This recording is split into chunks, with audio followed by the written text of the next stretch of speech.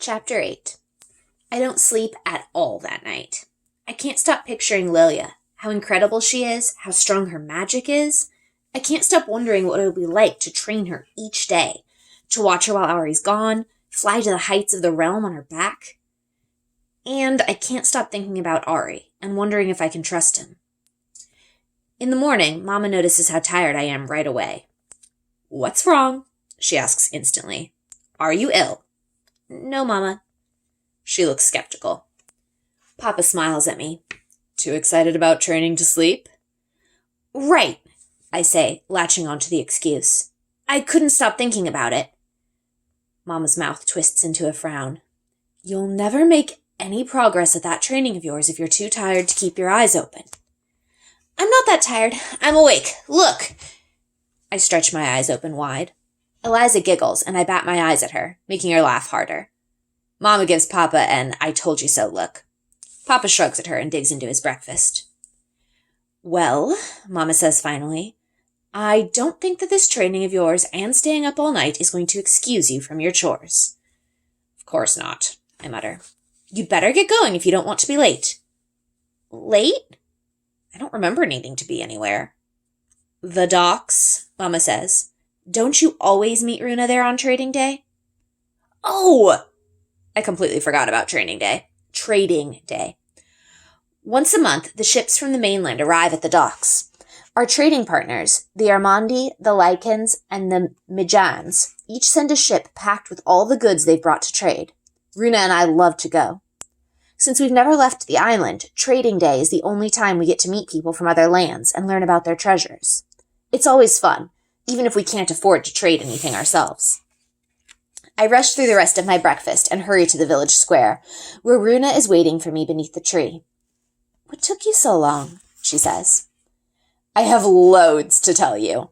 I can't help but grin. "You're never going to believe it."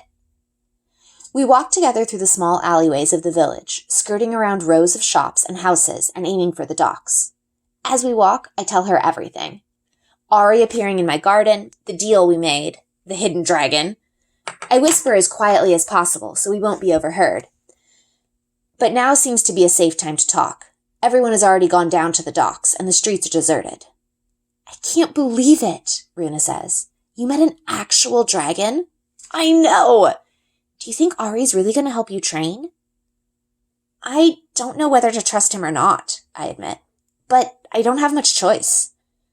Runa nods in acknowledgement. We fall silent as we reach the docks, the crowds forcing us to end our conversation. Dozens of people have already assembled on the big wooden platforms that jut out into the sea. Ordinarily, only the small docks are in use, for our village fishing boats. But today, 3 massive ships fill the harbor. "So, where do you want to go first?" I ask. Runa's eyes light up. "The Lycans, of course." I groan. I should have known. "The Armandi can be next, I promise," she says, and I can't help but smile. Runa knows me too. The Lycan ship is the smallest of the 3, but what it lacks for in size, it makes up for in beauty. Its wood has been intricately painted with swirling designs, whorls of red, blue, green, and yellow that match the colorful patterns on their sails. The Lycans are known for their art, and Runa could spend hours admiring the vivid paints and soft brushes they bring from the mainland. "Hello, Runa," says an elderly woman in a red shawl as we approach the tent that's being hastily pitched on the dock beside their ship. Elder Margaret has been the chief Lycan tradeswoman for years. "Hello, Brynja," she adds when she sees me. "Good morning, Elder Margaret," we chorus. "Do you have anything new this month?" Runa asks excitedly. "I've still been thinking about that orange tonic from last time." More than the art supplies the Lycans bring, Runa loves to look at their herbs and ointments and medicines. While the Lycans don't have magic like the people of our island do, they're known for their skills with healing. Runa loves to ask Elder Margaret about all the new ways they've found to treat burns or coughs or colds. Personally, though, I have to say the rows of bottles filled with funny-smelling goo don't appeal to me much. As Runa admires the latest Lycan wares, I cast a glance at the ship in the next dock over. The Armandi have the largest one, befitting the largest mainland clan. I never know what to expect from the Armandi ship. It's always something new and exciting. Last month, one of their tradesmen showed me a mainland plant I'd never seen before. It had tall, thick stems, cone-shaped leaves, and petals of a color of the sunrise. I might not have any interest in plants after they've been bottled up in jars and sold as tonics, but I love them when they're still growing.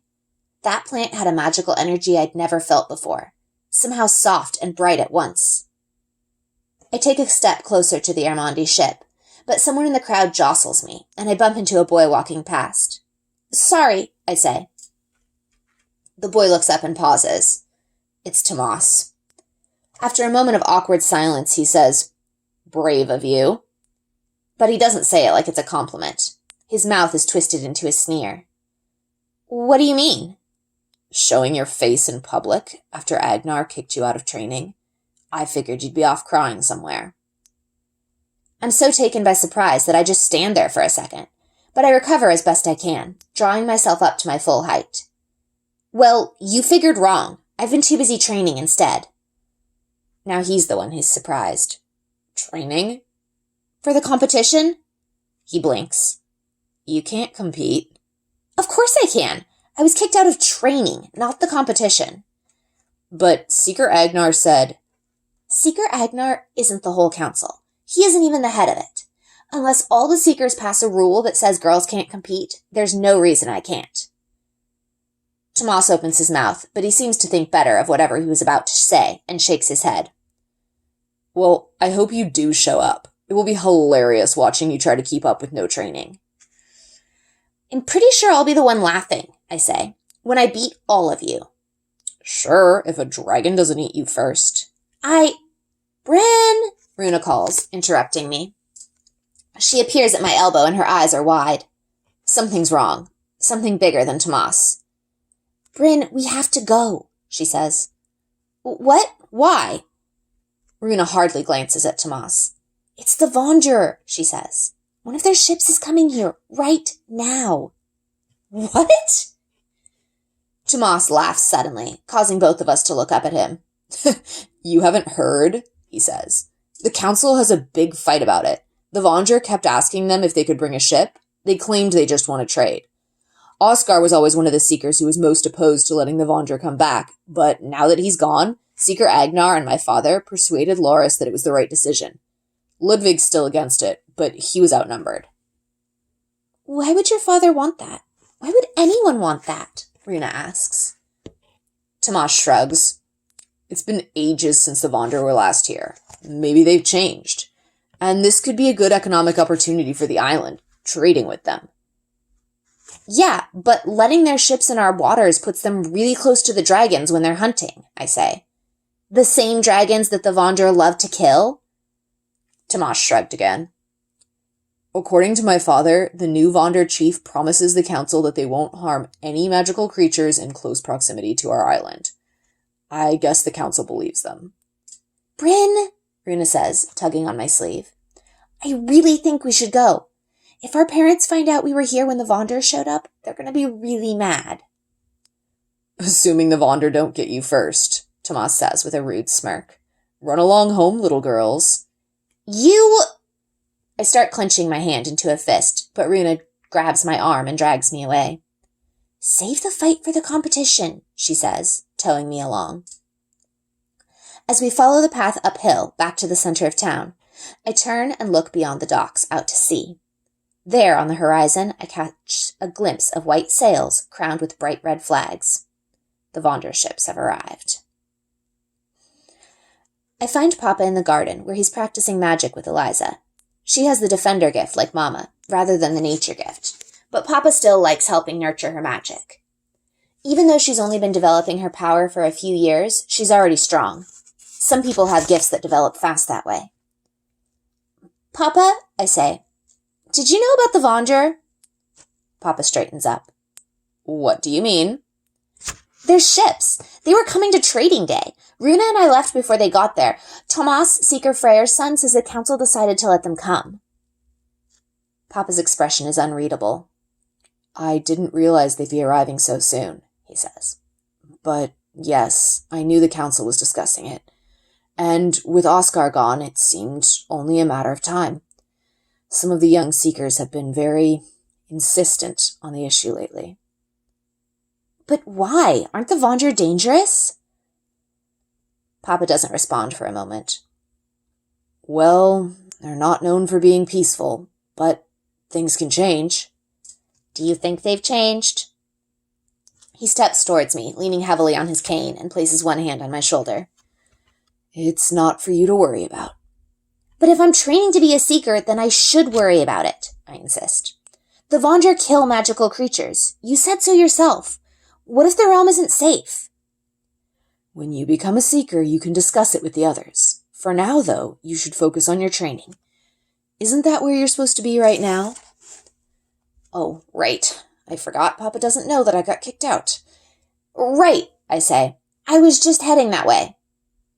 Can I come too? Eliza asks, and I wince. I think your mama needs your help here, Papa says to her gently. Eliza must have been coughing a lot last night. Otherwise, Papa wouldn't try to keep her at home. He usually encourages us to be adventurous. I can't help but picture the jar of starflower paste on the kitchen counter. When I saw it at breakfast this morning, less than a fourth of the jar was full. Papa starts to head inside, but then I remember what I meant to ask him in the first place. Hey, Papa? Yes? I was wondering, how do baby dragons learn to fly? Papa leans back on his heels, considering. He doesn't find the question remotely unusual, or at least he doesn't seem to. I ask about magical creatures all the time. Well, they usually learn to stretch their wings within a week after hatching, he says. They hover for a bit, for a few weeks, and then they start truly flying anywhere from 3 to 6 weeks. I don't know how old Lilia is, though, but I'd guess from her size, she's at least 2 to 3 weeks. But how do they learn to fly? Is it just instinct? Do they just do it? Or do seekers, have to train them somehow? Much of it's instinct, I believe, he says. Though they also learn from watching the adult dragons, of course. I swallow hard. That's what I was afraid of. But what if there weren't any adult dragons to learn from? What if, say, a dragon egg hatched and the baby was alone? Would it still figure out how to fly on its own? Papa frowns, scratching his beard. Interesting question. How much of it is innate and how much is learned? I can't say for sure, since I've never seen a dragon that was raised on its own like that. We always have a plentiful population in the realm. I know, I say impatiently. But just in theory. In theory, yes, I expect the dragon would figure flight out on its own eventually, though it might take longer. Okay, I say. That's what I was wondering. Thanks. You'd better hurry along to your training. Perhaps you'll get your first magical creature introduction today. I force myself to smile. The boys will get a magical creature introduction, not me. Though I suppose I have the advantage now, what with spending the entire afternoon in the company of a baby dragon. Hey, Papa, is there anything else special a seeker would need to do to take care of a baby dragon? Like if its parent dragons weren't there? Papa raises his eyebrows. Why the sudden interest in baby dragons? Oh, no reason. Just something Ari and I were talking about in training. You should pose your questions to Seeker Agnar during training, so the others can learn from them as well. I'm not supposed to give you an unfair advantage, remember? I know, Papa. I have a ton more questions, but I don't know how to ask them without making him suspicious. He's right, I should be discussing all of this in training.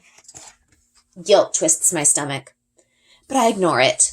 Lying is necessary, just for now, just this once. Papa would understand, I hope. Papa and Eliza cheerfully wave me off to training, while Mama huffs and reminds me not to be late for dinner. I wave goodbye, ignoring the sickening lurch in my stomach, and head off down the lane like I'm walking toward the village. As soon as I'm out of sight of our hut, I turn around and cut back, keeping to the trees until I'm past it again and headed towards Runa's farm. I find the beach again easily enough. I can't quite remember what cave Lilia is in, but it doesn't matter. I reach out with my gift, searching for her magic, and find her almost instantly. The strong life force is impossible to miss, and I head straight toward it. Inside the cave, I spot Lilia right away, curled up in a beam of sunlight that's stretching through the cracks in the rock. She's even more beautiful in the daylight, with her scales almost sparkling.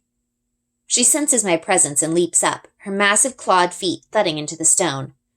I wince. We're going to have to teach her to step more lightly, or she's bound to cause an earthquake or something when she gets bigger. I imitate the 3-note whistle that Ari used last night, just to make sure she doesn't see me as a threat. "Hi, Lilia," I say as she runs in my direction. "Remember me?" She slams her tail into the ground in response. "Nice to see you too," I say. "Did you have a good morning?" She blinks. "I'll take that as a yes. Okay, how about we do some training?" Another blink. Her spines are flattened against her back, and she doesn't look aggressive, so I decide to take that as a positive response. I reach into my pocket and pull out a single bilberry. She perks up instantly, her ears swiveling in my direction, head lowered toward the berry. "Not yet," I say. "Okay, Lilia, stay." She flicks her tongue out, eyeing the berry. "Stay," I repeat, and back up. She takes a step forward, her claws studding the earth barely a foot in front of me. "No, stay," I say, taking another step back. She puts her other foot forward, getting closer again. How did Ari do this last night? He made it look so easy. "Lilia," I scold. "I know you know what that word means. Now stay." I leap backwards in 3 quick steps, and Lilia lunges, her jaws open wide. I fling the berry away, not wanting her to bite my whole hand off, and she follows it with her head, snapping it off the ground with a flick of her tongue. I groan in frustration. "Ugh, okay, let's pause for a second." Papa would not be impressed with my skills so far. It's been only 5 minutes, and I've already almost lost an appendage. I try to think back to how Ari pulled this off last night. What did he do that I'm not? I close my eyes and picture him walking backward, saying "stay," the berry held between his yellow-tinged fingers. Yellow. From his magic. That's it. I don't have Ari's gift, and I don't know how he uses it, but I do know how to use mine.